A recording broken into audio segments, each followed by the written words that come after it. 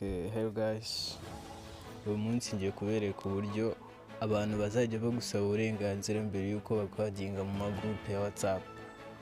Bajya bibaho kubona akajagari k'abantu bagushyize mu magroupe rimwe na rimwe udashaka.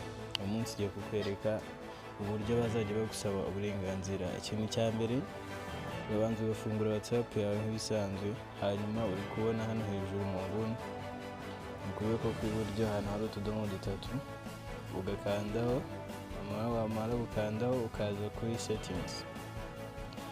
Umaze kugeramo settings urabona haba hari ibintu byinshi. Umaze kugera hano uza ahanditse privacy.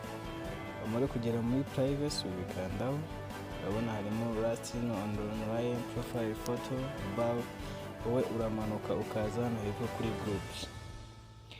Iyo umaze kugeramo urabona haba hari option eshatu. Iya mbere ni everyone, abantu bashobora kukwadinga muri group. Hano kuri everyone niho handi usanga buri muntu wese agushyira muri group rimwe na rimwe udashaka.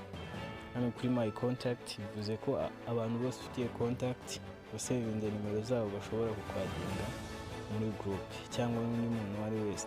Hanyuma hano hepfo handitse my contact except.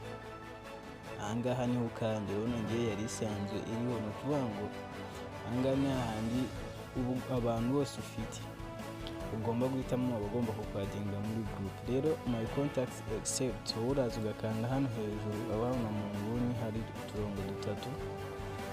Iyo ukanzeho nyine ubwo abantu bose njyewe urabona bari basanzwe bari selected, ariko ubu ngubu mbakuyeho bose bashaka kunyadinga. Hanyuma wowe uraza ugakanda hano hejuru, urabona nimero zose zibaye selected. Ubuzingi izi nimero zose ntabwo zanyadinga muri group. N'undi muntu wese wo hanze ntafitiye nimero nawe ntabwo yanyadinga muri group. So nimba iyi video igufashije, kanda follow, sharing n'abandi kugira ngo bamenye aya makuru. See you.